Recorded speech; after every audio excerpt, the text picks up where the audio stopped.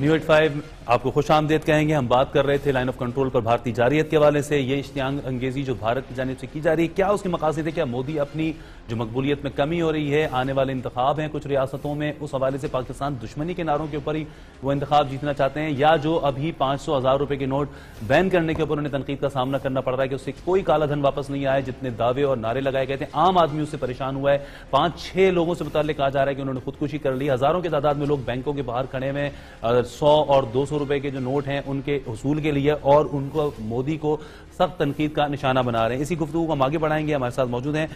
Brigadier retired Liaquat तूर साहब studio में, और साथ साथ मारूफ एंकर पर्सन अहमद कुरैशी हमारे साथ मौजूद हैं। अहमद कुरैशी, आप अहमद कैसे देख रहे हैं आज इस लाइन ऑफ कंट्रोल की खिलाफ वर्जी को? क्या है ये सीपैक है जिससे भारत इतना खौफजदा हो चुका है कि उस हवाले से पाकिस्तान को मुसलसल इश्तियाल दिलाया जाए कोई बड़ी कार्रवाई करने के लिए, या फिर ये खुद मोदी की अपनी जो मकबूलियत में कमी हो रही है, मुख्तलिफ जो वादे नारे लगाए थे वो पूरे नहीं कर पाए उन्होंने, इसलिए पाकिस्तान दुश्मनी को हवा दे रहे हैं अपने मुल्क में?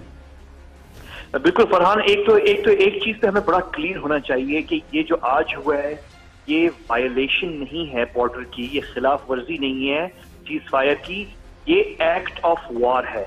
ये जंगी यानी कि जंग शुरू करने वाली हरकत है, ये एक्ट ऑफ वॉर है। तो ये जंगी कैफियत को इसको इस हवाले से हमें लेना चाहिए, इसको हमें कम दिखाना नहीं चाहिए, ये कह देना कि ये सिर्फ खिलाफ वर्जी है। तो इसलिए ये बहुत बड़ी चीज है जो आज हुई है, ये एक्ट ऑफ वॉर है, ये जंगी हरकत है जो की है भारत ने, और इसको इसी लेवल से इसको ट्रीट करना चाहिए। तो एक तो नंबर 1 ये है। नंबर 2 दूसरी चीज ये है कि इस वक्त हमें ये देखना है कि भारत इतना कॉन्फिडेंट क्यों है कि इस टाइम पे वो जंग शुरू करना चाह रहे हैं। ये वाज़ेह हो चुका है कि ये कोई खिलाफ वर्जी नहीं हो रही, ये जंग को शुरू करने की कोशिश है। तो क्यों भारत इतना कॉन्फिडेंट है इस वक्त कि ये बेहतरीन वक्त है पाकिस्तान के साथ जंग शुरू करने का? इसमें जो है अब हम बहुत सारी चीजें तज्जिए कर सकते हैं, गवादर भी आ गया है, बहुत सारी चीजें आ सकती हैं, लेकिन जहां तक मैं देख रहा हूं मुझे ये बहुत फील हो रहा है कि भारत इस वक्त बड़ा कॉन्फिडेंट है कि पाकिस्तान के अंदर उन्होंने इतना सबोताज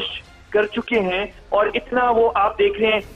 दहशतगर्दी और ये जो गुलबशन यदव की जो नेटवर्क है और इस तरह की चीजें, वो बड़े कॉन्फिडेंट है कि इस वक्त अगर उन्होंने जंग शुरू की और पाकिस्तान को एंगेज किया तो अंदर जो है अपने मुतहर्रिक कर देंगे अपने एसिड और स्लीपर सेल्स। और पाकिस्तान में जो है आप देख रहे हैं कि क्वेटा हॉस्पिटल के अंदर 80 पाकिस्तानी शहीद हुए, उसके बाद हमने देखा कि 50 कैडेट शहीद हुए, फिर कल परसों जो है दरगाह में जो है 50 पाकिस्तानी और शहीद हो गए। यानी बड़े कॉन्फिडेंट लग रहा है भारत इस वक्त कि अगर हम शुरू करते हैं तो हमारे पास एक अच्छा मौका। तो हमने इस पर थोड़ा सा गौर करना है कि वो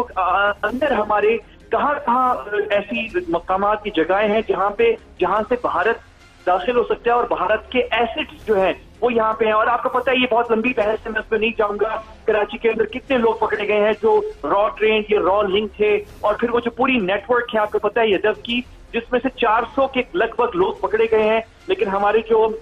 लॉ इन्फोर्समेंट इदारे हैं वो कहते हैं कि आप ये ज़हन में रखिए कि कम से कम इसके 3 गुना ज्यादा लोग स्लीपर सेल्स में मौजूद हो सकते हैं। तो भारत बड़ा कॉन्फिडेंट है, एक्ट ऑफ वॉर कर रहा है, और इस वक्त वो समझ रहा है कि ये शायद बेहतरीन वक्त है पाकिस्तान को किसी जंगी कैफियत में फंसाने का, क्योंकि शायद वो समझ रहे हैं कि उनके इतने एसेट्स हैं ऑन द ग्राउंड कि वो हमारे लिए कराची में, बलूचिस्तान में और दूसरे इलाकों में मुश्किलात पैदा कर सकते हैं। तो अहमद, जिस तरह से हमारे यहाँ से हम देखते हैं कि ऐसा होता है वाकया, लाइन ऑफ कंट्रोल की खिलाफ वर्जी होती है, फिर हम भारतीय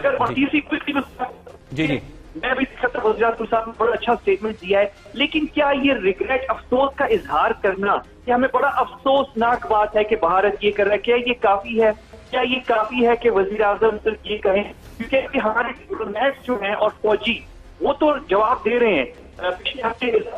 सेक्रेटरी खारजा ने परमानेंट 5 सिक्योरिटी काउंसिल के जो ममालिक हैं उनके जो सुफरा इस्लामाबाद में उनको तो ब्रीफ किया है, और फौजी जवाब दे रहे हैं, वो आप भी देख रहे हैं, मैं भी देख रहा हूँ। लेकिन हुकूमत क्या कर रही है सियासी लेवल पे? तो मैं ये आपसे यही अहमद, हम यही सवाल हम भी उठा रहे थे कि हम देखते हैं कि दुनिया जो है इसे पाकिस्तान और भारत का आपस का मामला करार देती है, सरहदी मामला करार देती है। सेक्रेटरी खारजा का आपने जिक्र किया, उन्होंने सलामती काउंसिल के जो मुस्तकिल अरकान है उनके सफीरों को ब्रीफिंग दी, तो इसका मतलब भारत ने तो कोई नोटिस नहीं लिया इस बात का कि ठीक है पाकिस्तान जिसको चाहे बताता रहे, लेकिन वो मुल्क भी शायद भारत पे कोई दबाव नहीं डालते इस हवाले से।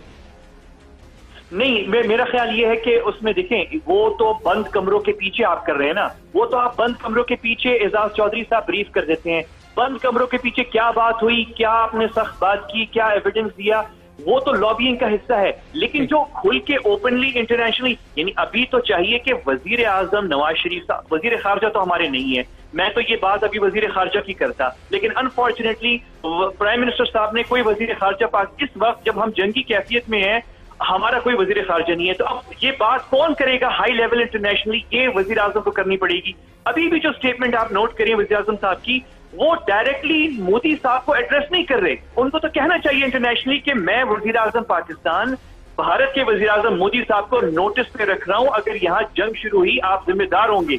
ये बात खुल के होनी चाहिए। अभी वो बात नहीं, अभी देखिए अभी भी हमारी स्टेटमेंट जो आ रही है वो यही है कि बड़ा अफसोस की बात है कि बाहर की फौज जो है वो खिलाफ कर दी है। क्या ये लेवल है कि हम इस लेवल पे बात करें जब वो जंग एक्ट ऑफ वॉर इंडिया कर रहा है और हमारा highest office of the land जो है एग्जीक्यूटिव पॉइंट ऑफ व्यू से वो प्राइम मिनिस्टर का है, और वहां पे स्टेटमेंट जो है वो सिर्फ इस लेवल की आ रही है कि बड़ा अफसोस है, अफसोसनाक है कि ये चीज हो रही है। तो ये तो मतलब जिसका हमारा तो मुकदमा है, ये हम तो फरीक हैं, हमें